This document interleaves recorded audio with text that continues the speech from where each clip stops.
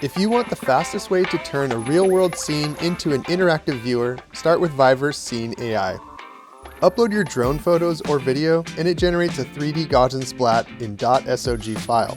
.sog keeps the file size small and makes your scene load almost instantly, even on mobile. This pool scene started as a 7-minute 4K drone orbit around the area. I did 3 slow orbits at varying heights. Next, open my PlayCanvas project and fork it. I'll link it down below.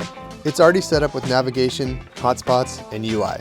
In the Assets panel, just upload your .sog file and swap it into the splat entity in the scene. Reposition the existing hotspots and update the title and description. When you're ready to preview your world, hit Launch to check out your 3D viewer. When you're happy with the scene, hit Publish and download the .zip. Navigate to viverse.com and under your avatar's icon, click VIVERSE Studio. Next, click Upload and Create World. Here we can drag in our .zip file to upload our world. Next, let's preview. If you're happy with how it looks, your interactive 3D viewer is ready to share. Stay tuned for more VIVERSE tricks and tips.